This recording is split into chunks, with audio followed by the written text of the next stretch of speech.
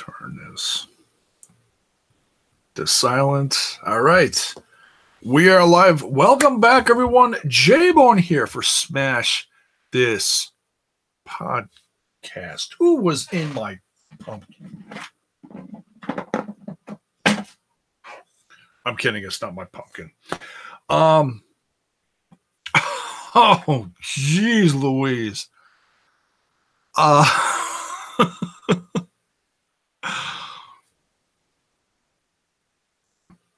Ty is leaving Mundo.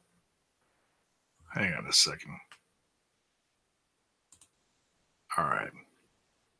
I'm sorry. It's coming through the headphones. I don't have the headphones on, but I don't want the mic picking that up.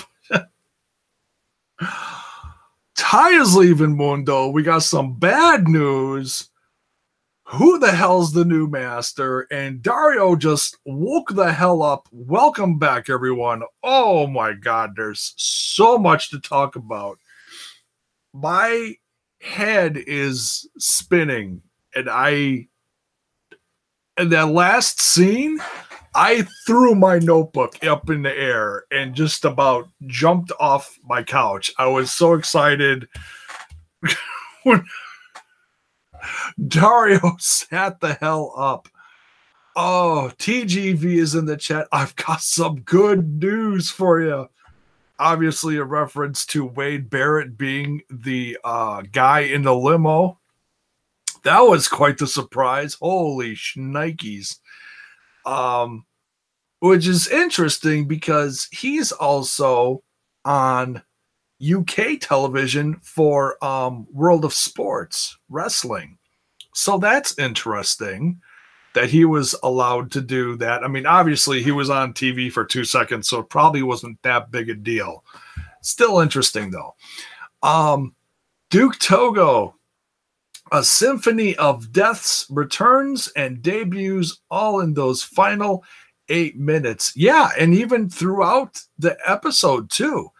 And oh, excuse me. Dario versus Antonio feud for season 5. How will they pull that off? Will be interesting to see. Yeah, it absolutely will be. I mean, I think it's going to be something that's going to be pulled off behind the scenes. Your vignettes. I mean, the fans know that both exist now. Okay. And obviously there's only so much. I mean, this season's been crazy with the amount of stuff that they've revealed in front of the live crowd for the first time, I'd say in 4 seasons. Very few things get revealed, like deaths and stuff. Like, this was just a crazy season. Almost every week they were telling the fans something new about, oh, because so-and-so isn't around anymore, we're going to do this. You know, like, for example, like Luchasaurus or the death of Pindar or, you know, whatever, you know, stuff like that. Duke Togo says Lucha Underground filed a trademark for Hexagon Black, so that's probably the master's name. Who's under the mask is the bigger mystery. I thought it was Bushi from New Japan. Yeah, honestly, with the black lipstick, that was my first thought too. And I'm not a big New Japan guy, but that was my first thought too.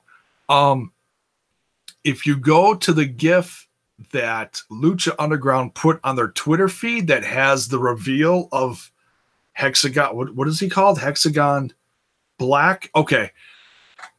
That was and I talked about that a little bit because that was revealed on the the Mats, Masks, and Mayhem podcast, like way right before the season started, because Outlaw Red was talking about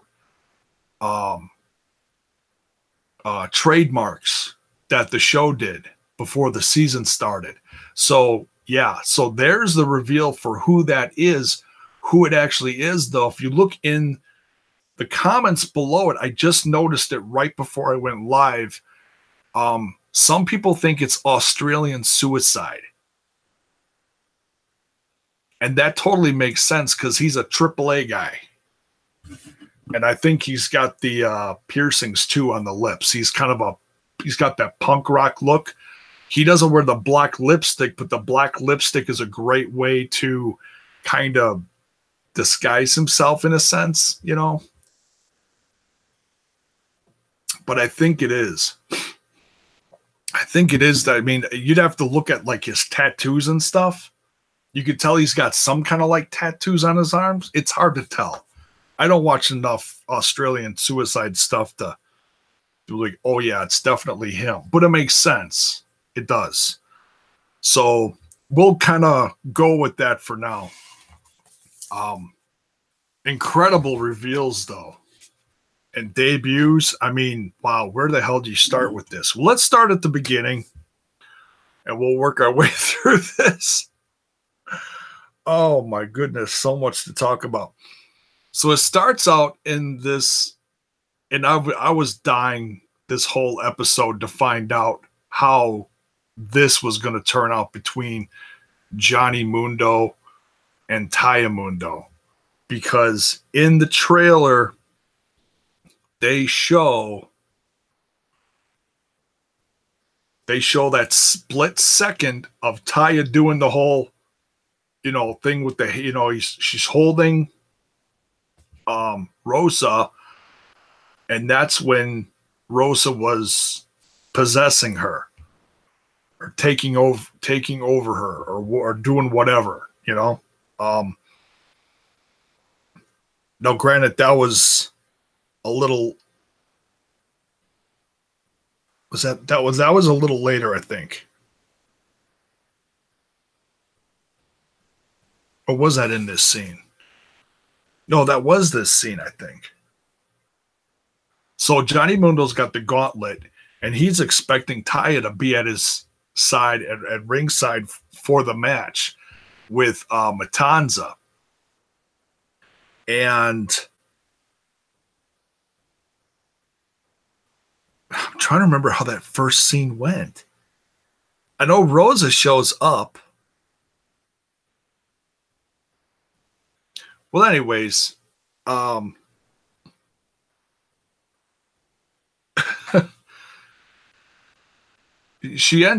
end up seeing that throwback to the trailer where she's, you know, doing the, you know, it looks like she's doing this to the doll and they're like struggling or whatever. But that's when Rosa's taking over Taya.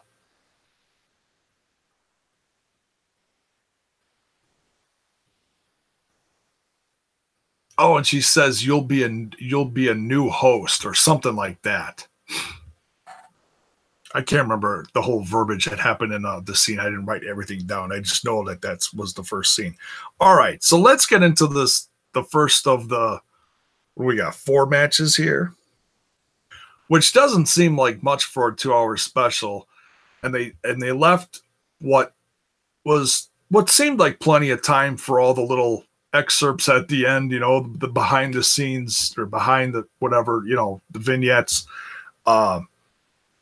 So we got the 2 out of the 3 falls match between Dragon Azteca Jr. versus Phoenix. I can't get that last 5 minutes like stuff out of my head. It's some of those images were very like, wow. Hell of a match between these two. You know, and this is one I think you could say for, well, some of these were a decent length.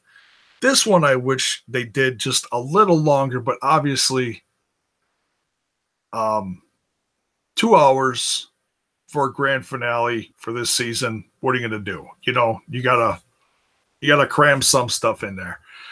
The first fall went to Phoenix. The second fall went to Dragon Azteca Jr., so then they're tied. And then Antonio Cueto comes out, hold on, hold on. He makes the last fall for this 2 out of 3 falls match a falls count anywhere, which is like, oh, okay. I mean, it is what it is.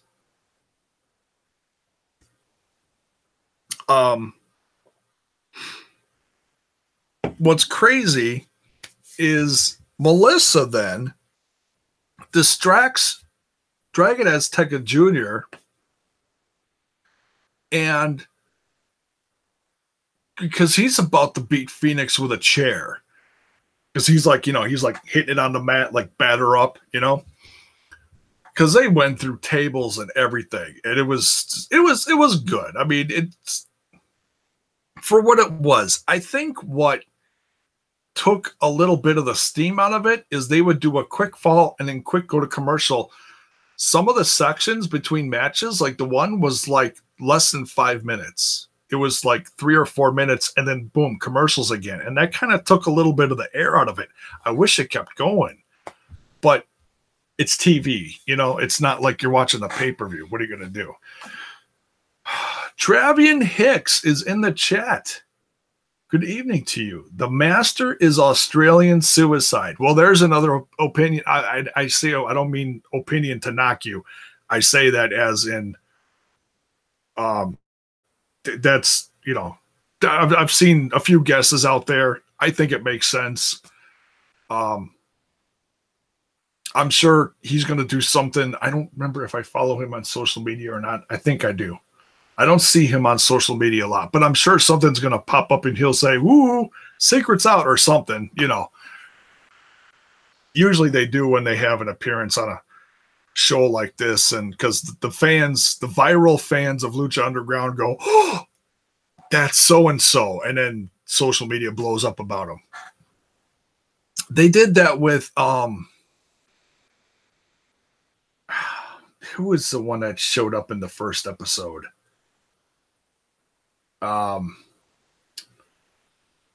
Former TNA guy, the bro, one half of the bromans, Jesse Godders. Yeah, Jesse Godders. Yeah, that's what it was. Same thing happened. He got a lot of fan support when they found out that he was showing up on this season. So, only to be like the first one killed off by Matanza.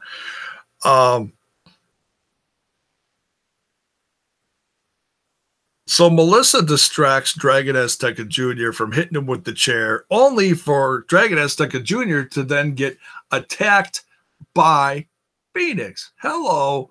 Come on, Melissa. How long you been doing this? You know that whenever you distract the babyface, the heel gets the win.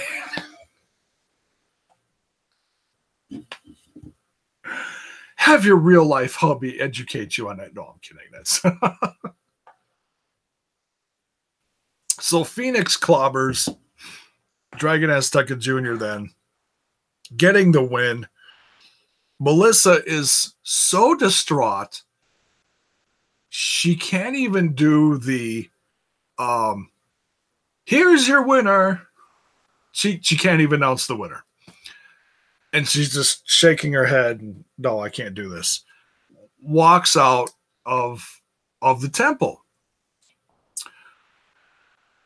Travian Hicks, the tattoos was a huge giveaway if you go back and compare them. Yeah, I mean, if you Google pictures of Australian suicide or seen matches and you see, like, I think he's got some kind of lines on his arm or something. I saw that in, like, when they do, like, the zoom in on him and he's in the middle of the ring and he's doing, like, the Jesus Christ pose or whatever. Badass, though. Seriously badass. And we'll talk more about that in a bit. So then we go, okay, so end of match. Phoenix wins. We go to commercial. We come back. Papa Cueto says, I've been in negotiations for a while now for this new ring announcer that's going to debut right now. I can't do it. I'm going to kill myself.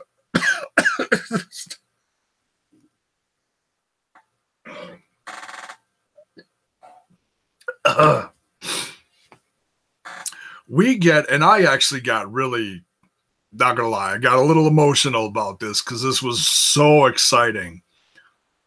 We got the debut in the temple for ring announcing of Shaul Guerrero. Folks, if you don't know who this is, now granted, I have not seen a lot of her stuff. She spent a cup of coffee in the WWE a couple times, way back before FCW became NXT. Then she went back after they let her go or something. I didn't hear exactly all the reasons why. Heard something about an eating disorder or something. That could be wrong. I don't know.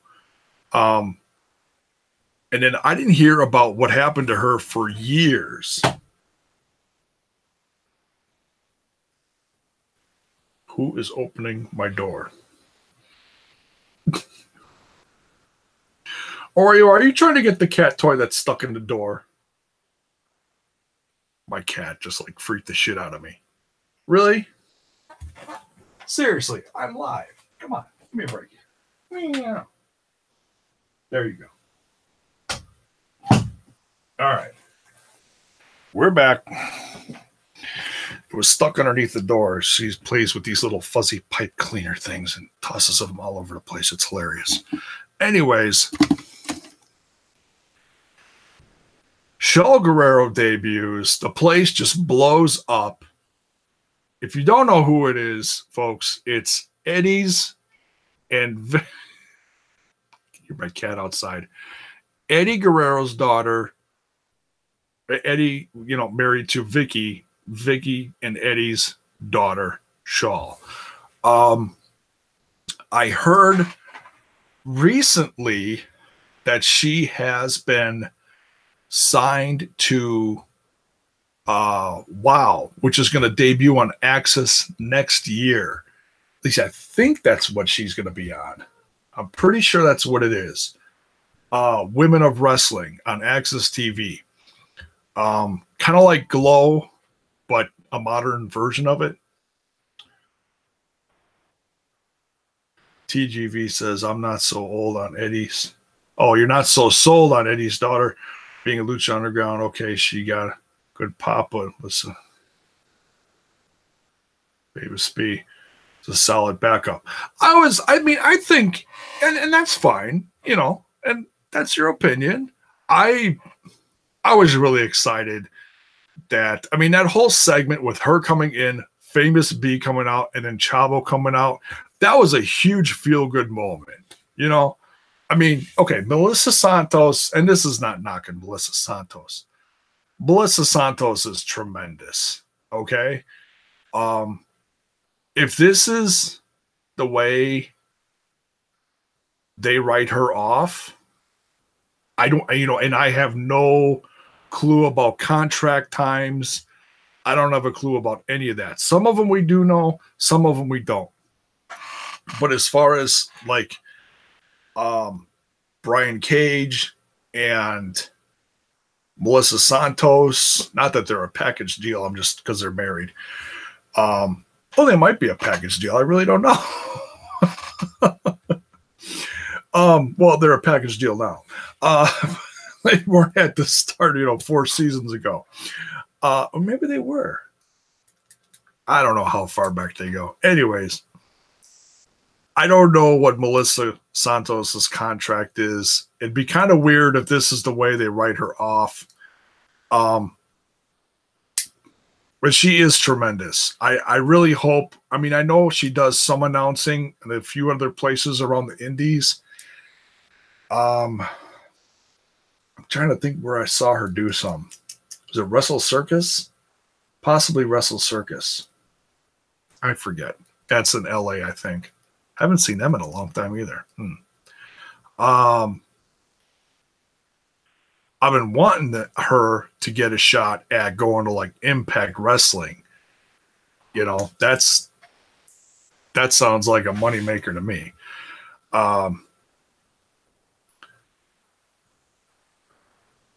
Was at the Lucha Underground Impact show this year, and she's probably still. Oh, but at bar wrestling too. Yeah, that's right. Yeah, she was at the Lucha Underground versus Impact. That's right. Yeah, she did some along with. I think she split it with Michelle McKenzie or something, didn't she? I forget. I'd have to go back and watch that again. That was a tremendous event, though. One of the best of the year, in my opinion. In my professional opinion. And yes, we're drinking a Diet Coke because I got stuff I got to do after this. We'll maybe have a cerveza later. So yeah, great segment between her and Famous B, and he gets his ass kicked, and Chavo comes out and kicks his ass. Does the well, first of all, Shaul Guerrero does the Three Amigos on Famous B. Hello, how awesome is that? I miss Eddie. Okay, so when you got a moment like this with the daughter coming out kicking ass and the crowd is completely lit up, it got me. Okay, it's it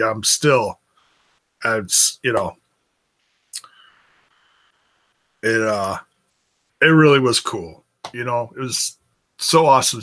So I mean, I don't know what's going on with the whole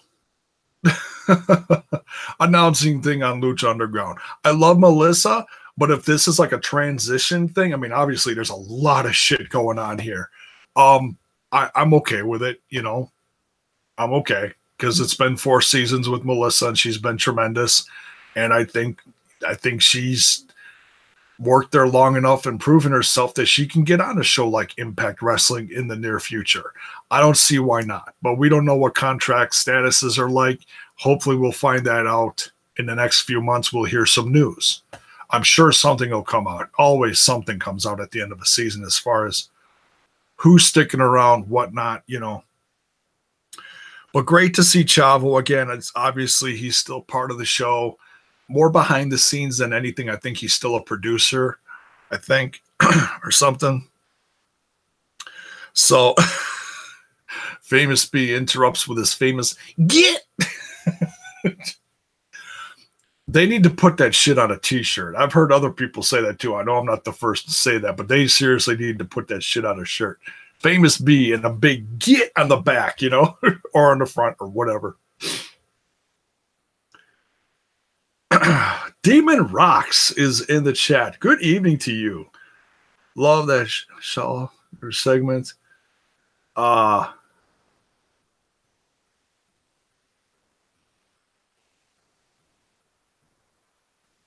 Santana Garrett turned. Oh, she's returning? Is that what you're trying to say? Oh, she turned heel. Santana Garrett turned heel. Oh my god. Well, that'll be interesting to see what she does on Women of Wrestling on WoW then too. Because a few of those indie shows have all the same like women wrestlers. Cheerleader Melissa and all those chicks. Crazy. I think the Twisted Sisters are on there too. Thunder Rosa and Holly Dead. Badass. So, welcome Shaul Guerrero to the temple. Incredible. Then we get the death match. Oh my god. Which is actually the introduction of the announcing of Shaul Guerrero because she was interrupted so rudely before. So she introduces the Mac and Mil Muertes. And Mil Muertes is rolling in coffins. Just rolling it. Well, he rolled in one and dragged in another through the one of the entrances. Man, how many different weapons did we see in here? I mean, granted, not all of them were used. But we saw the first one used, I think one of the first ones was that ice pick used on the Mac. And Mills just stabbing him in the head. I mean, you could see it in Mac's hair and all throughout his face and his beard and just blood. Oh, my God. It was crazy. One of the first introductions of really seeing blood in this special. We get a coast to coast from Mac, which is always a joy to see. Absolutely nuts that he's so athletic that he can do stuff like that.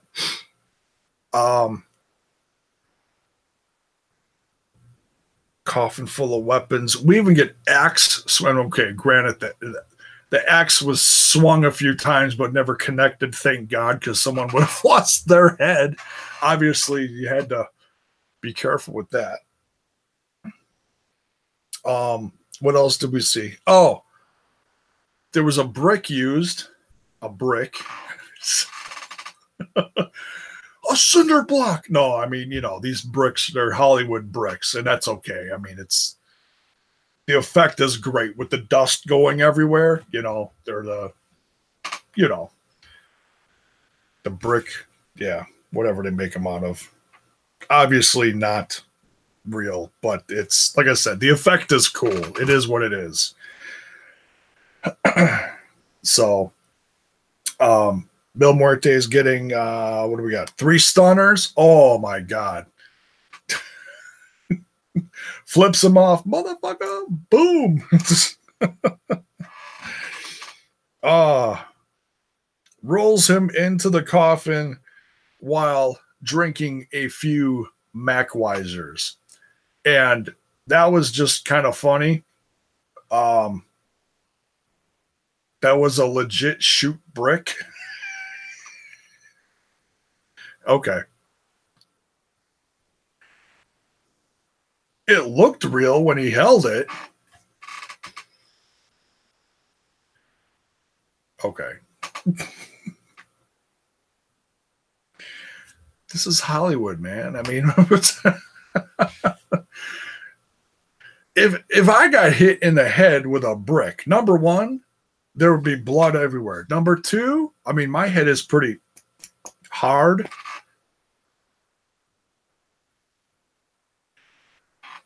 Ow. But I don't think a brick would explode. I mean, and the Bill Muertes is, kind of a godlike figure. And I'm sure his head is pretty hard, but come on, man. Did you notice? I mean, it looked like a Budweiser can, but it said beer on it. It was obviously for product placement purposes. Say that 10 times really fast. I mean, if you got Modelo in the back, why did they just give him a 6-pack of Modelos? Seriously, I mean. And I feel a little bad. I've been talking all seasons about cracking a Modelo while I'm doing this. I didn't. I feel a little bad, but I'll try him sometime. I've never heard anybody say, "Hey, you gotta try a Modelo." But if it's like a big sponsor of the show, it's like, oh, okay, it's one of my favorite shows on television. I'll try a Modelo. I still haven't. Don't tell Papa Cueto. He'll send Hexagon Black after me. TGV says,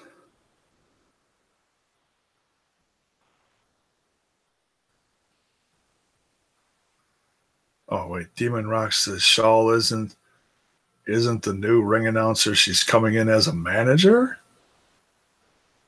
We'll see. We'll see. I don't know. We don't know anything about season 5 when it's starting or nothing, so we'll see. Mac putting Mill into the coffin means you die. So Mill is dead and no longer has Katrina to bring him back. Hey, if Jeremiah Crane can come back, anything can happen. This is Lucha Underground.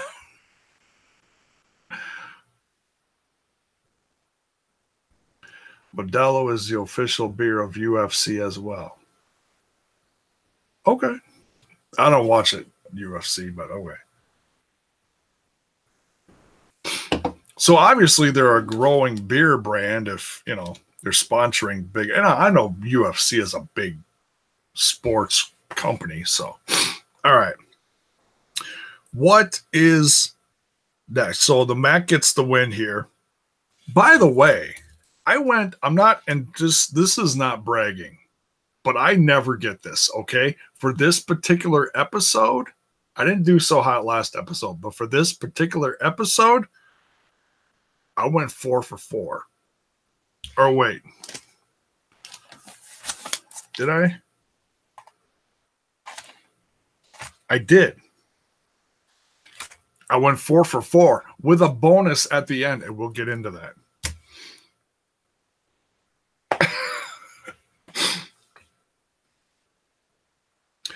All right. Then we have the Sacrifice to the Gods match. Johnny Mundo, versus Coke. Damn, either Coke or beer. Always burps. Sucks. What are you going to do? I know. So unprofessional. Hey, whatever. It is what it is. Love me or hate me. I am not PC, folks.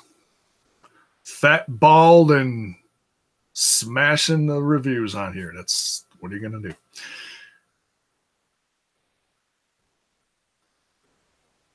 Bellator. Oh, yeah. Yeah, all the old UFC guys are going to Bellator is becoming like the WCW of MMA. It's kind of funny. They probably don't want to hear that, but whatever. It's true. Sacrifice to the Gods match. Johnny Mundo with gauntlet in hand. Well, for a little bit of it anyways. Versus Matanza. Oh my goodness.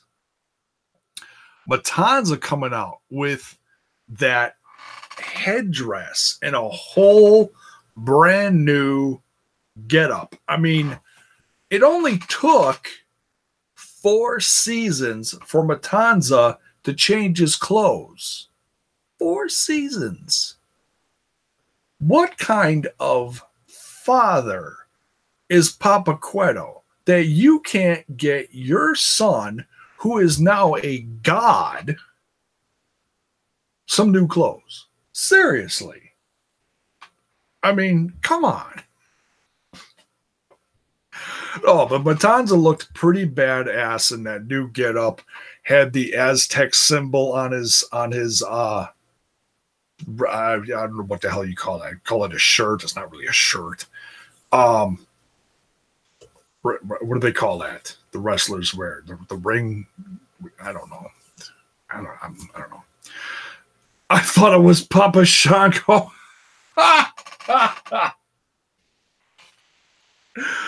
Oh,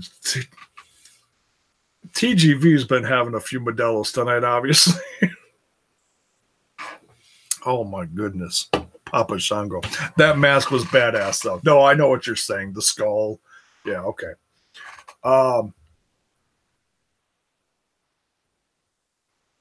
So this was pretty sick. This was a lot of fun. And a lot of it was Matanza chasing Johnny around. Johnny did get some good moves in. And they said he was the first one to kick out of the his finisher. The tour, what's that? Tour of the no, they don't call it the Tour of the Islands on the Tour of the Islands finish, whatever they call it.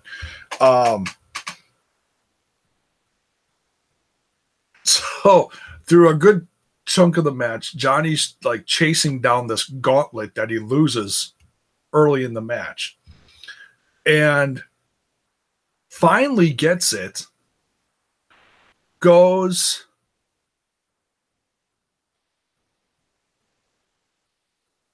all the way up literally to the top of the temple, up above the entrance where they're pouring the fog down from. That was a cool effect. They actually saw the tubes up there that the fog rolls through. That was kind of cool. He goes all the way up there. Matanza climbs up there. Did you see the sign next to the ladder? Watch your step.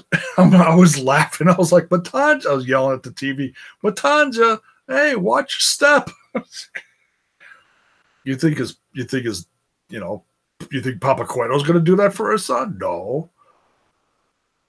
Watch your step, son. Shaking his cane. No, he's not going to do that. What kind of dad is he? Jeez Louise. Crazy. So he gets up there, and Johnny Mundo's all disoriented. Finally gets the gauntlet on, only to be put through the top, through the ceiling of the entrance.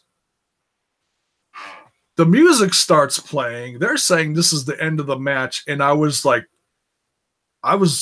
almost pissed. I was like, no, come on, this can't, no. That's a great move, but that can't be the end of this. And sure enough, the doors open, the foggy light pours through.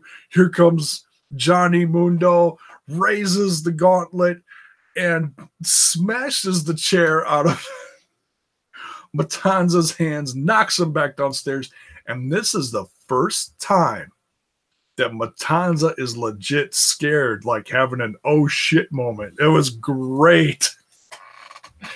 And I know people are going to be saying shit like this, so I'll just say it. I thought it was funny because Johnny Mundo with the gauntlet did 3 or 4 Superman punches. I'll call them Superman punches. What else are you going to call them? Superhero punches, whatever.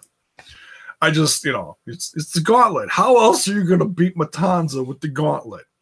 You could try to choke slam him. I mean, what are you going to do?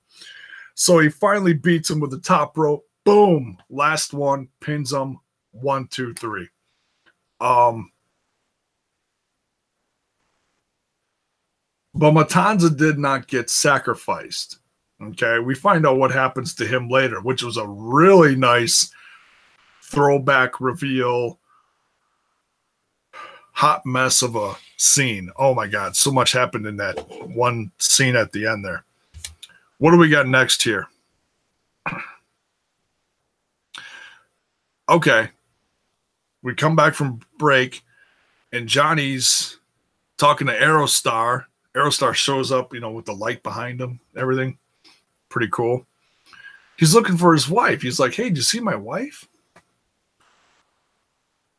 And Aerostar is like, hey, glad you got your win, but I need the gauntlet back. And Johnny's like, hell no, this feels awesome. Where's my wife? We need to go celebrate. Aerostar continues to talk to him and lets him know. He's like, hey, the reason you're feeling like this is because you're eventually going to turn into a shell of yourself, and there's a God controlling you. And then the light goes off inside Johnny's head, and he's like, no one controls the mayor of Slamtown. Here, you can have it back.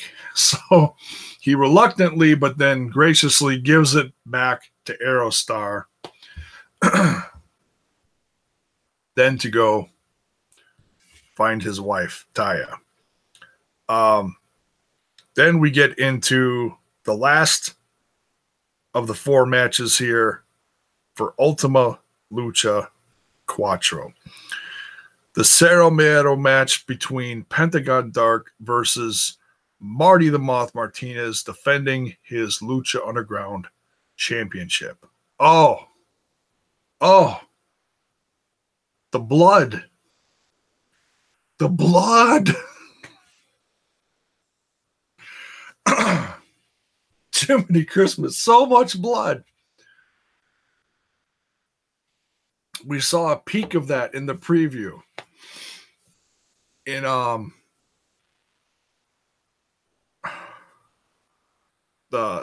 preview on social media earlier today from Lucha Underground is put on Facebook, Twitter, everywhere. And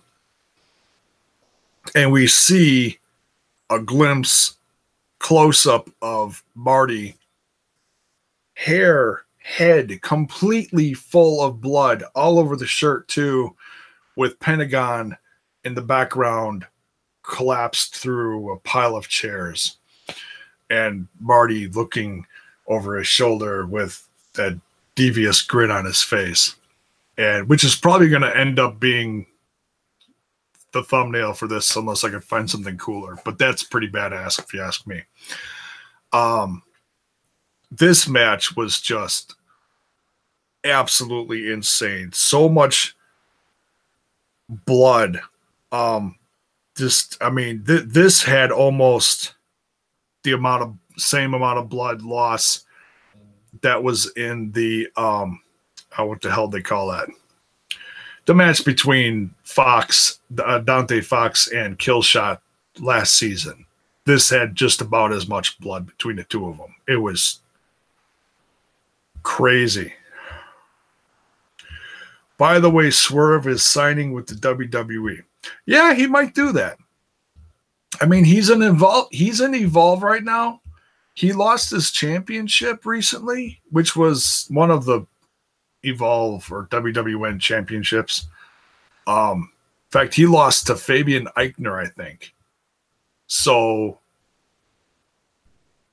depending on what his contract deal is, like, okay, for example, Puma, aka Ricochet, had to wait a few months between the last season and jumping to NXT.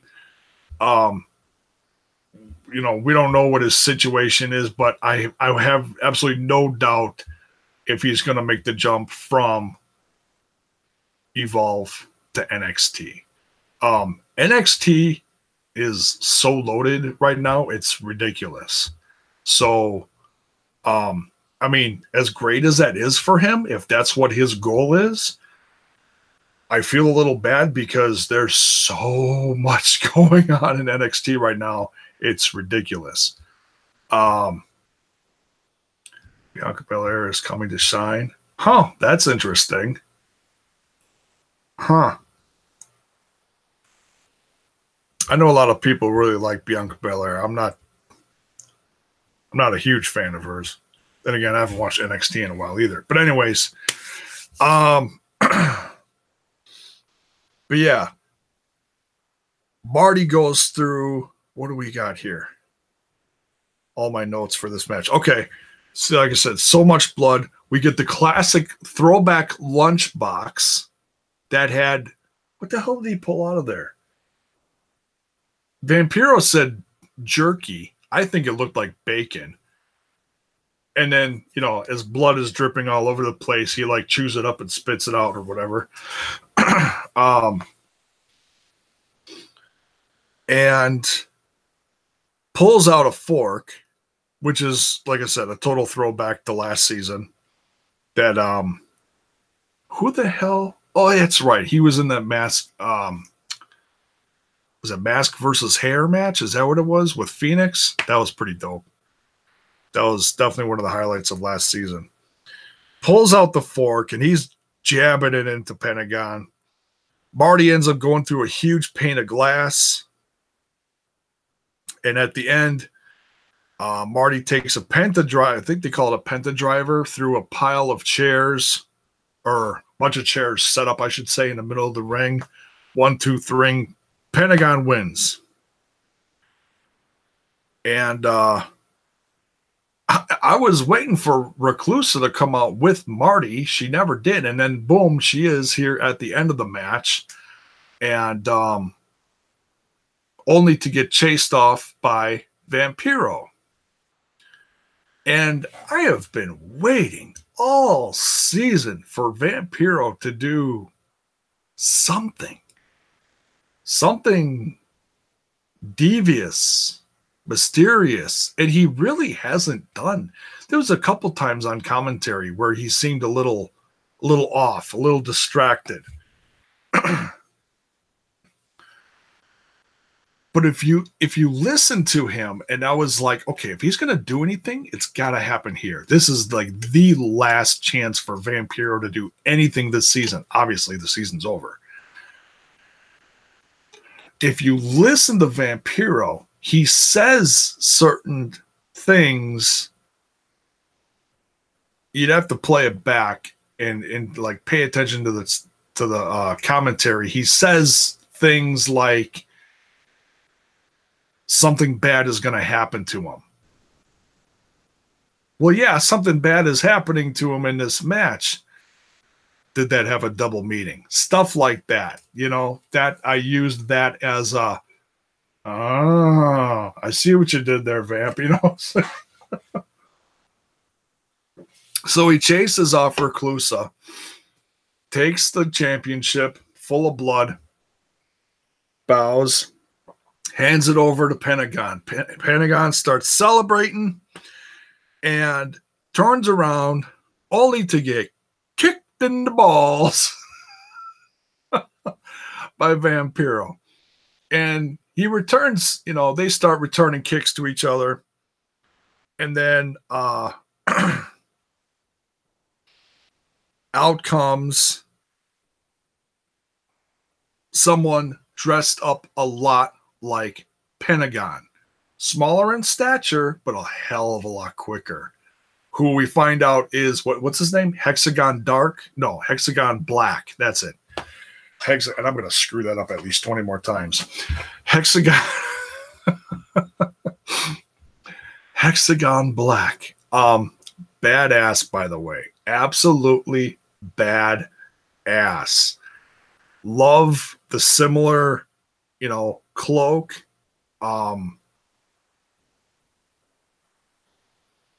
Vampiro then announces him as, he's like, by the way, this is my master. So that was a huge reveal to the crowd and to the TV audience at the same time.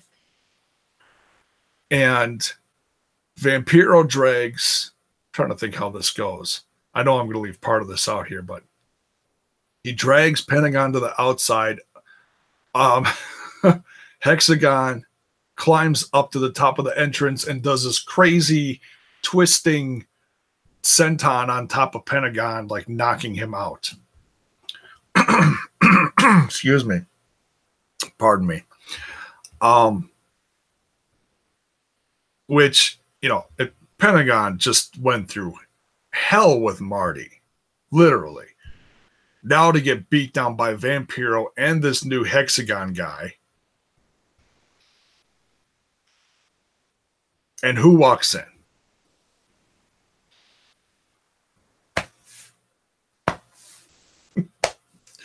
Strong. That's as close as that's getting. Jake Strong walks in with none other than the Gift of the Gods championship, and he doesn't need the weak notice, a la Dario's rules from seasons past, because Papa Cueto threw them out. Marches down to the ring, stands over Pentagon, takes the belt, and he's just holding it, waiting. And waiting. Marty Elias jumps in the ring, and he's like, oh, come on, man. The look on Marty Elias's face is priceless. Like, oh, really? Okay, you don't want to question Jake Strong, okay? Seriously, you do not want to question Jake Strong.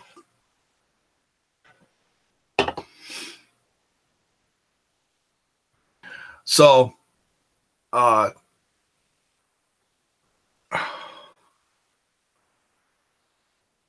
Jake Strong flips him over, cranks on his leg. I think you could heard a couple audible cracks. And from the loss of blood, the loss of blood, the beatdowns, and everything, Pentagon passes out from the pain, can't even tap out. Marty Elias rings the bell, and new Lucha Underground champion to end the season 4. Jake Strong is your new champ. The fans were pissed. the fans were pissed. And it's one of the first times in several episodes that the fans were not behind Jake Strong. The fans really, over the course of several weeks of this season, started really getting behind him. And, excuse me, wow. The fact that he came out and ruined a feel-good moment with Pentagon getting his championship back to end the season, I think the fans were like, hey, you've proven yourself to us. We're happy you're here. But that's where we draw the line, you know. The rest of it, fuck off, you know. It's just we're not ready for this whole Jake Strong champ thing. Okay, so but little do fans know you're getting a whole lot more than that. So, oh man, and this ending sequence. Of course that would happen. Of course. Agent, you're in the chat. Good evening. Welcome. Glad you're here, Agent. One of my good regulars on here. So the first scene that we get, excuse me, in the back area,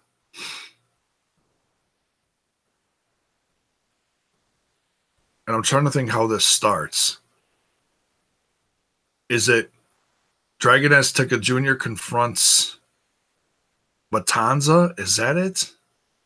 And then introduces Black Lotus?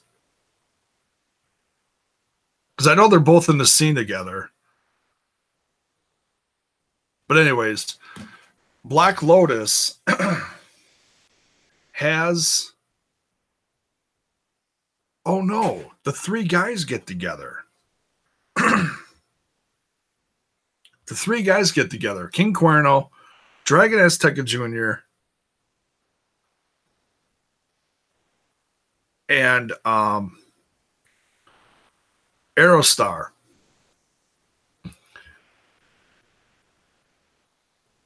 And I don't remember the whole conversation, but Aerostar at the end of the conversation says, make it quick. So then Dragon Azteca takes the gauntlet, gives it to Black Lotus, and this goes back to season 1 with the whole background story to Black Lotus and the killing of the parents and the killing of the coach of Dragon Azteca Senior, whatever. This was a great way. I mean, it was quick. Like, they did a few storylines just for the sake of wrapping them up. But the point is, they didn't leave them hanging there. Like some of these stories have been going on for 4 seasons now. They wrapped it up. And that's good. Because this whole Lucha Underground show, by the end of this episode, you can tell for season 5 is getting, like you read in that article that I shared earlier today on social media, seems like the whole show is just getting a whole new reboot. Totally. I mean, obviously you've got faces coming back, but as far as new storylines, a new world order as far as this whole Aztec god thing is concerned,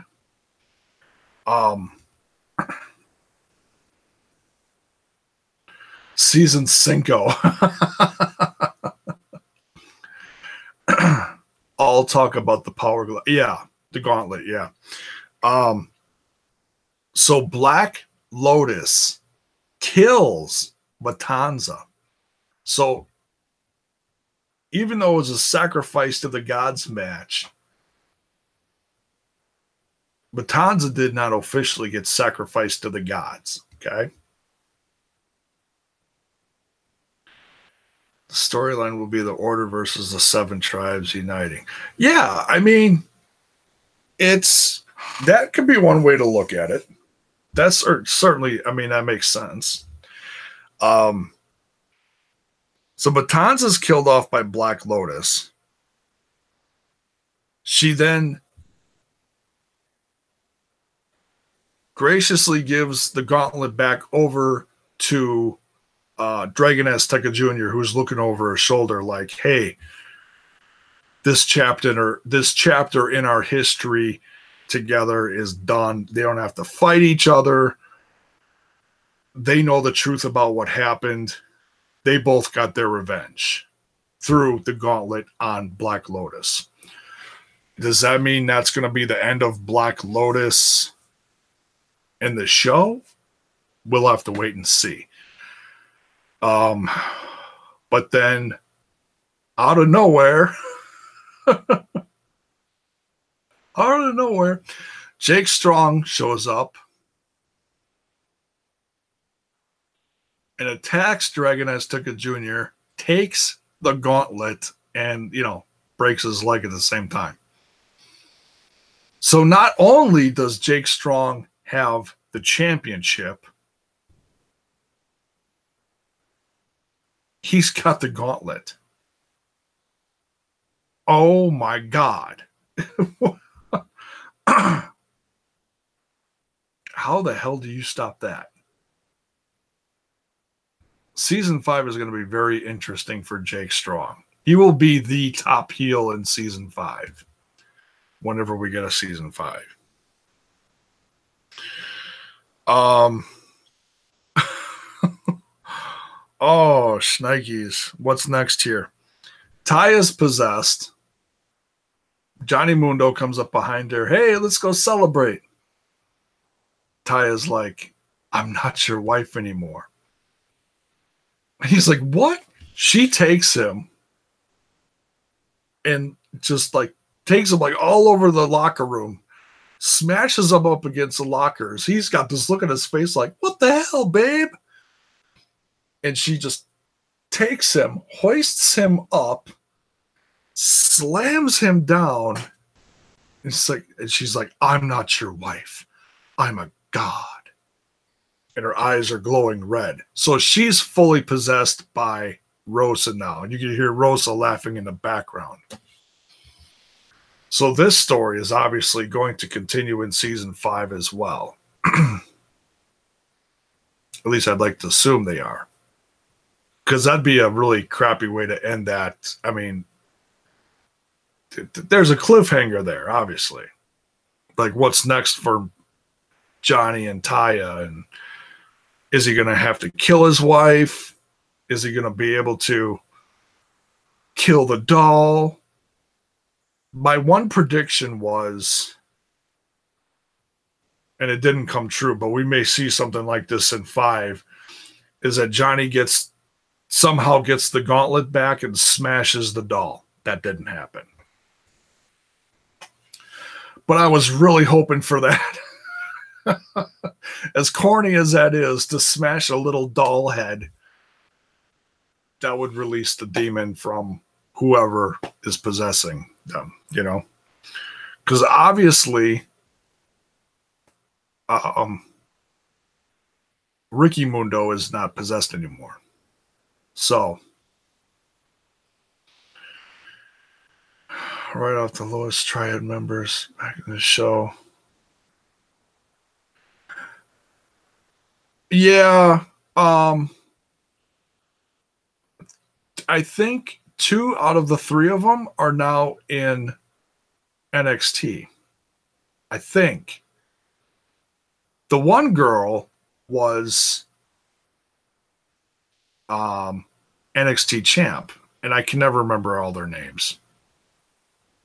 The other one just joined, I believe, and I'm not sure about the third one, but I'm pretty sure 2 out of the 3 of them are in NXT now. But hey, I would have loved to have seen more of them in Lucha Underground. Trust me, that would have been great. No, that makes me want to go back and watch that 3-on-1 match. That was great. The Lotus Triad, 2 out of 3 are in NXT. Yeah, that was a lot of fun. Them versus Pentagon. That was what, season 2? think season 2. Yeah. But who cares about crappy NXT? Oh! Hey, they have some tremendous talent. My issue is just with who owns NXT and what they're doing with everything else that they've got. But anyways, that's another story for another time. If you watch my channel, you know how I feel about that. All right. So, Ty is tossing Mundo to the side. So sad. Poor Johnny. Poor Johnny. He's gone through so much this season. Oh, he's lost so much. He's lost Jack. He's lost Joey. Now he lost his wife. Damn. It's messed up. So messed up. Then we get the limo scene. The limo scene. We've got, and I was trying to think of the names right before I went live. We got Agent Frost. We got Papa Cueto.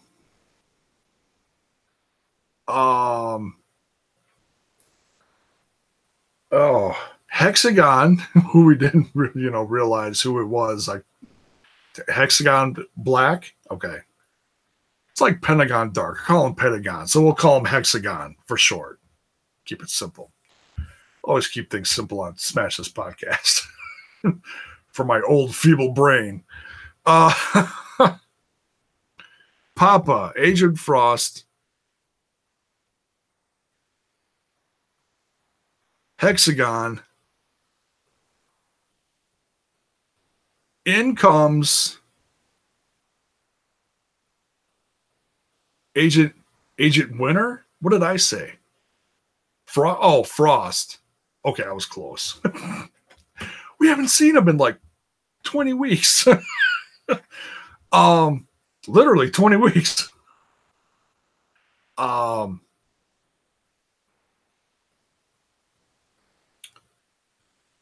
Jake Strong comes in, tosses his belt on the seat, comes in with the gauntlet, shirt covered in blood, because he was taking the gauntlet and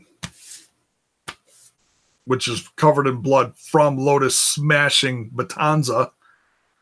Took the gauntlet, then he smashed it on his shirt. Whose blood is that? Matanza's blood. The Lord says it was a worthy sacrifice to the gods, blah, blah, blah, blah, blah. And I'm getting to that.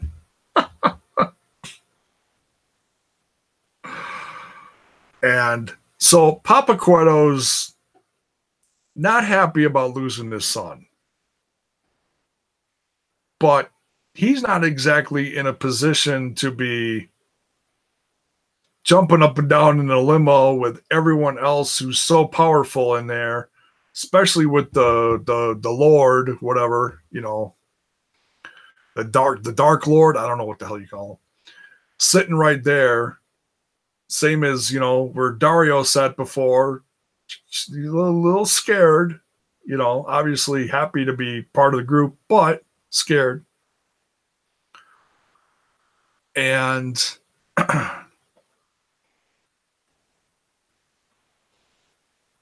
says, Hexagon says something I could not understand it with the different voice thing over his voice.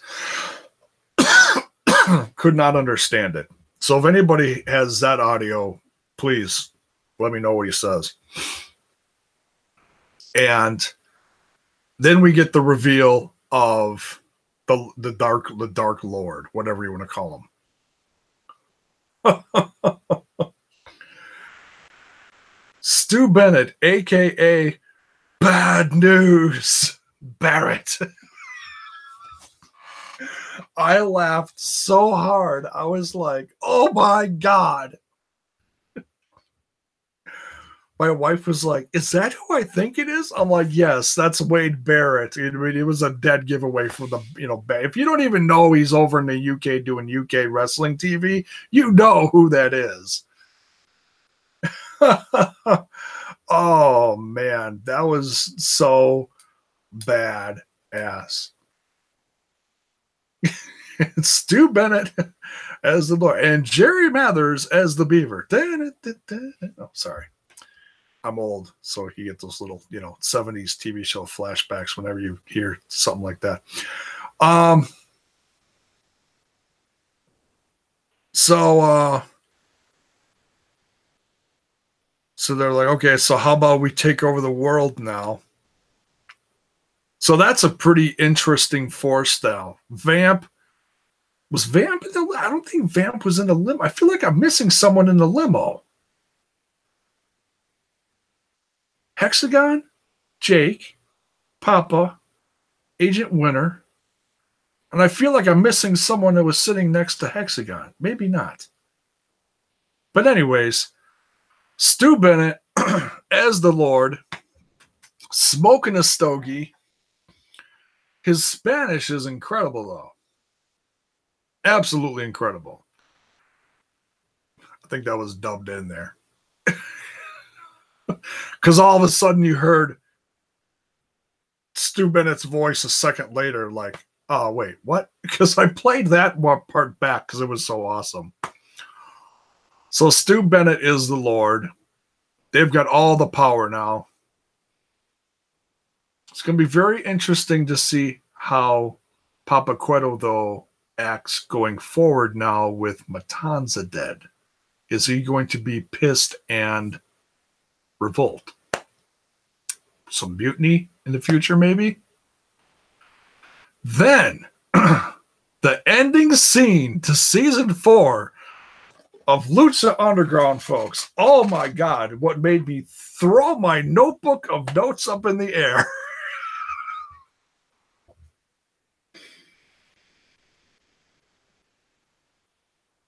What it says 1 year ago, which it's not a year ago, but whatever.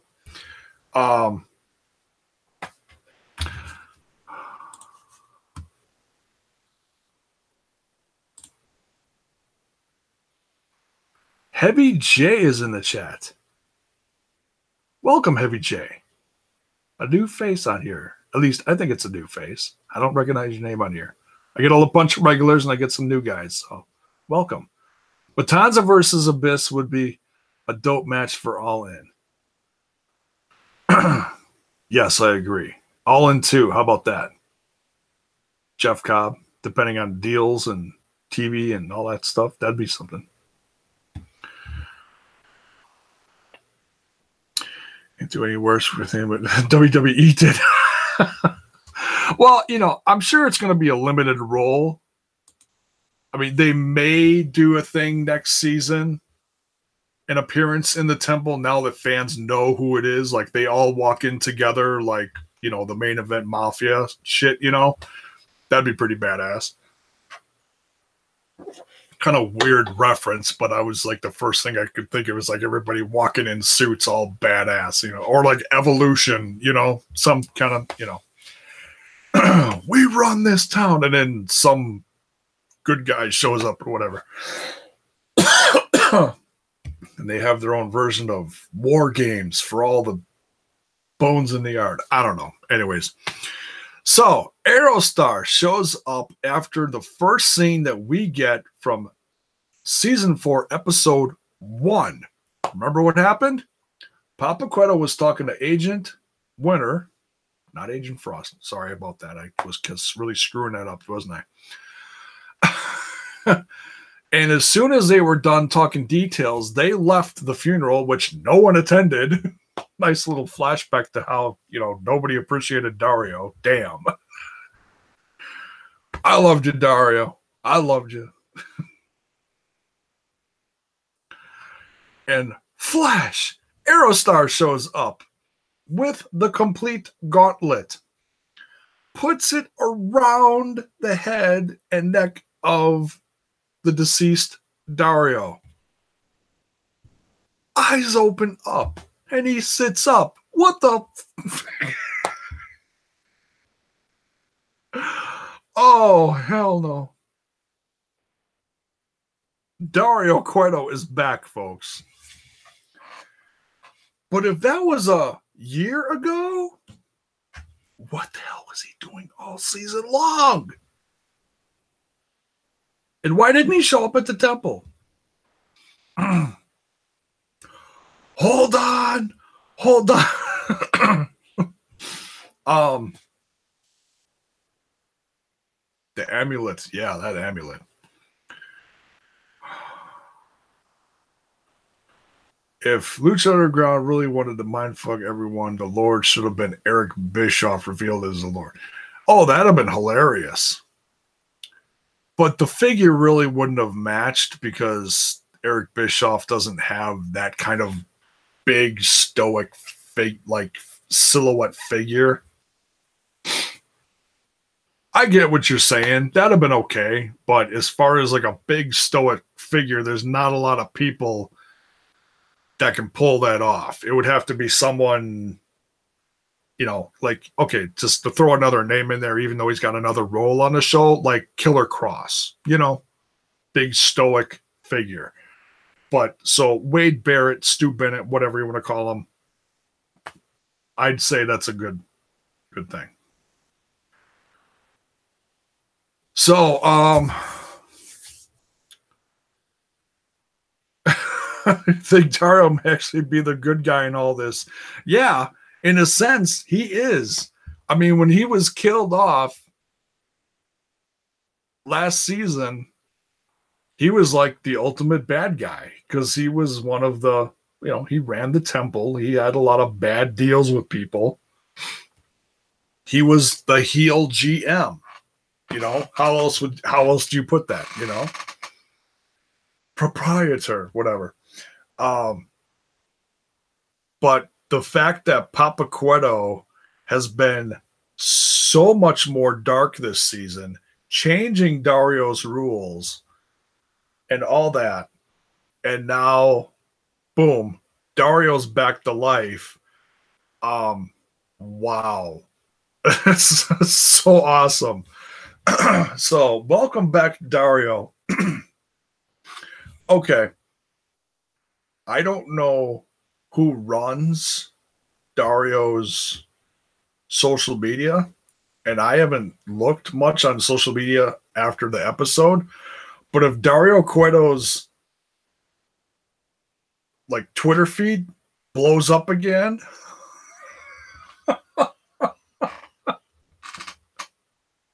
like becomes active again, oh my God. I know, stop. I know, it's hilarious. I still don't know who runs Papa Cueto's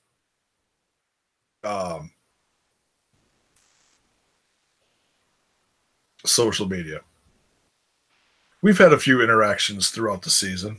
A few. Oh, damn. What a crazy ass ending. Of all things, Dario comes back for the dead. I felt like saying that, like, within the last few episodes, considering all the time jumping going on with Aerostar and Phoenix and Katrina and Mill and whatever. And I was like, this pumpkin, I swear. I was like, what would happen if they did a total like Marvel throwback, did something with the gauntlet, and went back like, between the gauntlet and Aerostar and whatever, and went back in time, and everyone came back from the dead. Like everyone who was lost throughout the season came back. Pizza Guy, Vinny Massaro, all the guys, that got sacrificed.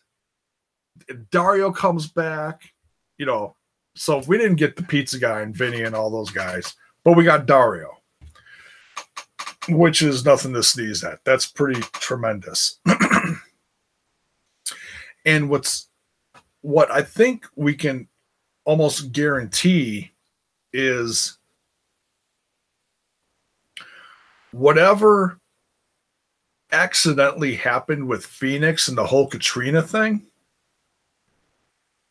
I don't think that's going to happen with Dario. At least I'm going to assume that's not going to happen. I'm going to assume that's. You should never assume anything in Lucha Underground, folks. We know that. But in this case, I'm going to make an exception. I'm going to assume that we're not going to get some kind of like, okay, Dario already was a bad guy. But the fact that Dario's back from the dead and fans are going to absolutely go ape shit about this, I can't imagine too many fans out there going, oh no, Dario's back. Really? I mean, come on. Like I said, I haven't looked much on social media, but I'm pretty sure I'm going to see a lot of genuine reactions very similar to mine. Like, holy shit, this is awesome. Welcome back, Dario. Okay. So, damn, what a crazy ass show. I love this shit. It's just, oh man, I don't get super mega excited about a lot of things in professional wrestling. And well, this is a show with professional wrestling. It's not a brand, but damn, absolutely nuts. Oh, what else here we got here in the chat before we wrap this up? Like Phoenix was back to life and then brought forward to the current time would be like same with Dario and bring him forward to the current timeline. Oh, I'm sure he could. He could. It all depends on. I mean, okay, if he did it at that same time, okay. So obviously, Aerostar, who is connected with Dragon Azteca Jr., had a conversation over here somewhere saying, oh shit, we lost the gauntlet. Now what are we going to do? Aerostar says, hold on. Give me a minute. I know.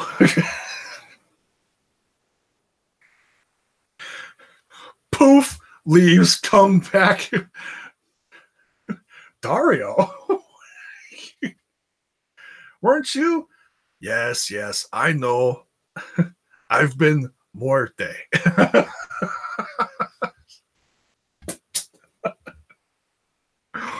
Oh, shit. Crazy. Too flipping crazy. So, yeah.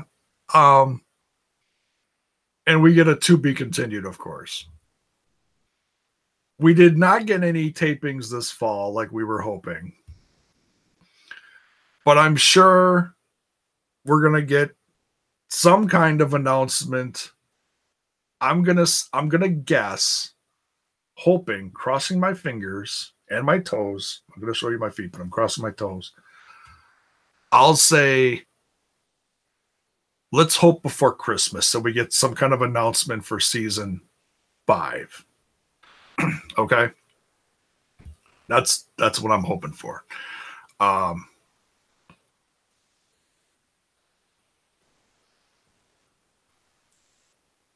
I think the Matt's Masks and Mayhem guys just had some kind of big show with a few of the writers or producers or something. You can go check that out on their channel. One of their last shows I think they had talking about what's going on. Or not what's going on, but obviously, you know, if there is something going on, they can't talk about it. This isn't rocket science. Okay? This is TV. This is a TV show, okay? There will be an announcement sometime. We just don't know when or what, you know? So we will get I have no doubt that we will get a season 5. And if you read that article from, is that Cubs fan, whatever, that I shared earlier today, it looks like season 5 is going to be like a really big reboot. A lot of new faces, some old ones, some, you know, you're still going to get Phoenix, you're still going to get Pentagon, Aerostar, Johnny Mundo, maybe a different group of his coming in. Who knows? And a lot of other new faces. But it takes time for the visas to get done, like that article says. And obviously, they have to get a new temple because there is no more Ice Temple. That got demolished literally right after season 4 ended. Finished getting taped. So that was the interview I saw from Marty the Moth Martinez a few months ago. They called it a one and done.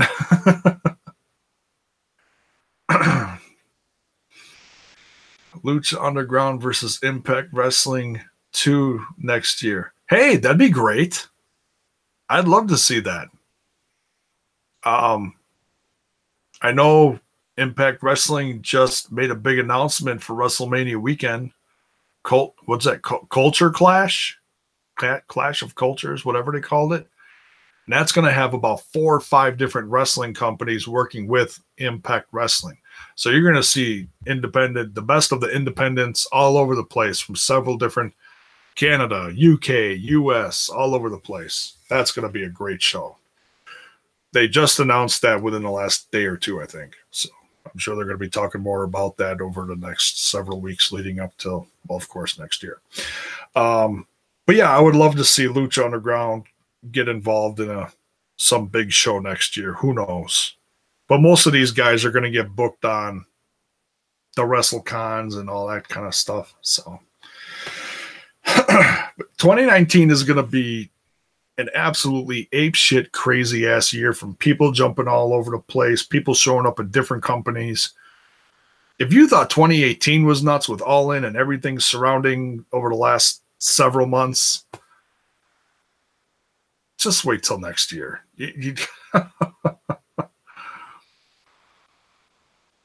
I can't wait, folks. It's, the reveal of what's going on with the guys from the Bullet Club who are not in the elite guys. They're not in the Bullet Club anymore. What's Chris Jericho doing? What's going to be going on with Lucha Underground Season 5? Who's all going to be a part of that? Who else is Impact Wrestling going to be all working with next year? I mean, just the fact that they're going back to the Asylum for a set of tapings first thing in the new year called Homecoming. Who knows? We could see all sorts of crazy stuff. End of the year. It's coming quick. Can't wait. So, if you're watching this after the fact, please leave your comments about Ultima Lucha Cuatro Part 2 in the comments. Let me know what you thought. I loved it. I really don't have a lot of constructive criticism to say about the show, other than I wished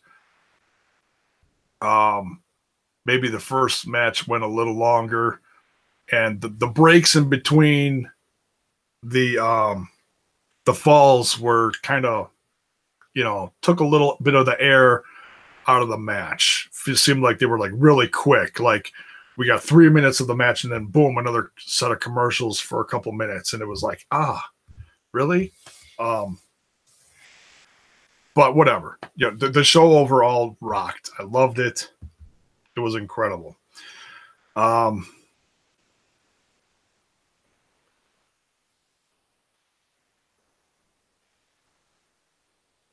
Chris Simon.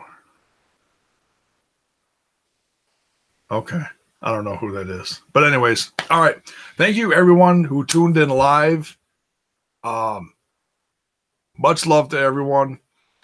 The channel's been going through some great growth over the last month. We got like 30 new subs in the last month. We're up to, as of today, we're up to 560, which is absolutely tremendous. Thank you all. Seriously. It's been a really good year for Smash This Podcast. I got t-shirts for sale down below if you want to help support the cause. If you decide to buy one, hit me up on social media. Let me know you bought one. I'll share the hell out of it. Make this old guy so happy. But yeah, if you catch this after the fact, you didn't catch all of it, this will be up on wrestlingwithwrestling.com later, which is where all my Lucha Underground stuff goes. But I don't know when I'm going to do any more Lucha Underground stuff. Obviously, if there's announcements, I'll do a video about that, announcement for season 5 or tapings or whatever. I'll jump on here the soonest I can get on here and talk about it because fans want to know. As do I. But I'm also going to need something to fill up a time slot for Wednesdays. I put up a poll earlier talking about, I'm trying to get my money's worth out of the GWN app. That's the app that's related to classic Impact Wrestling, current and old Impact Wrestling stuff, TNA stuff. And seeing as Impact is going back to the Asylum, I thought about taking some time and start reviewing the classic Asylum episodes. And because there's some classic fun stuff on there.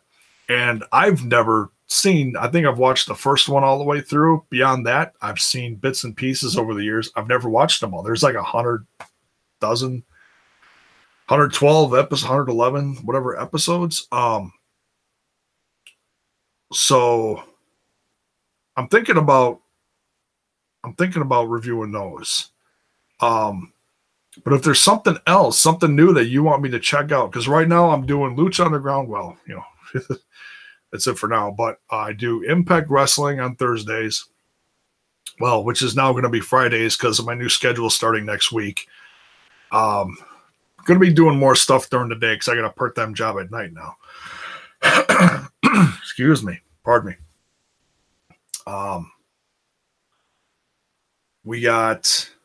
I'm doing MLW Mondays.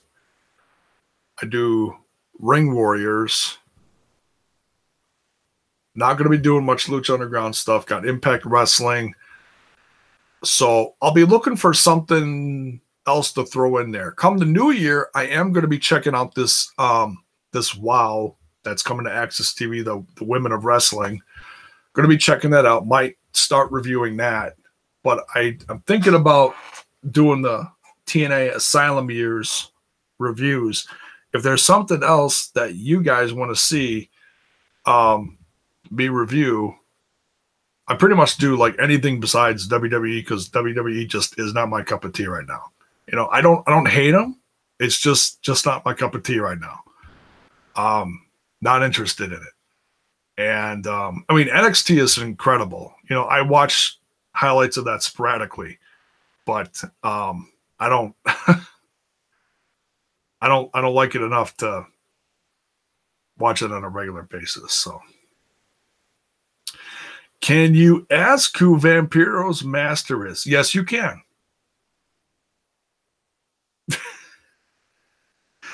Sure, you can ask it. No, I'm kidding. Survey says it's Australian suicide. One guess out there said it was Bushi. I think that's because of the black lipstick, but I'm pretty sure. And a few people in the chat have piped up and said, yes, it's definitely Australian suicide. So for now, I think we're going with Australian suicide, which is pretty awesome. I've seen a few of his matches in AAA. He's amazing. He is the former AAA Cruiserweight champion. He lost it at Triple Mania? He lost it to Sammy Guevara. I think Sammy Guevara is still champ. Who is going to be the next god because of Matanza? Well, Taya's a god now. You got Taya as a god. You've got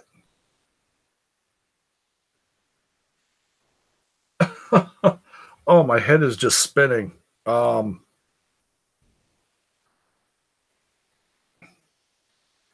Well, Jake Strong, you could almost call God status because he's got the gauntlet and he's got the championship. Not that the championship gives you powers, but the gauntlet gives you godlike powers. I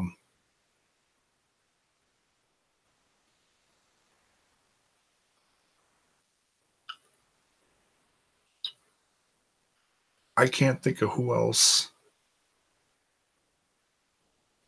I'm sure they're going to introduce some new godlike characters. You could almost call, I think, Aerostar, you could almost give Aerostar God, and I've talked about this before. You could almost give Aerostar godlike status because he can time travel, he can fly. I wouldn't give Drago godlike status. Cobra Moon. I think you can give Cobra Moon some possible godlike status. She brought Jeremiah Crane back from the dead, becoming Jeremiah Snake. So I think she's got some powers. Rabbit Tribe. The White Rabbit probably has some godlike powers. So there's a few people who have, godlike powers. You can call them gods. So next season is going to be Dario versus Antonio. Yeah, totally. Totally will be father versus son in an epic battle for the new temple. And where that temple is going to be, I don't know. I don't even know if the old temple is available. I have not heard. So we'll see, folks. We'll cross our fingers for an announcement soon. I'm sure this is all stuff they've been working on diligently over the last several months since the ending of the taping of season 4. So that's where we're going to wrap this one up. I got to get out of here. I got stuff to do. My night is not over. I got to go run some errands. So thank you so much for all tuning in. Like I said, if you caught this late, you can catch the replay of this up on wrestlingwithwrestling.com. Thank you, everyone. Much love. Hell of a season. Can't wait to see what's next. Love you. Good night, folks. Oh, we'll be back for tomorrow night for reviewing Final Hour. We'll do that live. It'll be late, but we'll do it live. Okay, good night.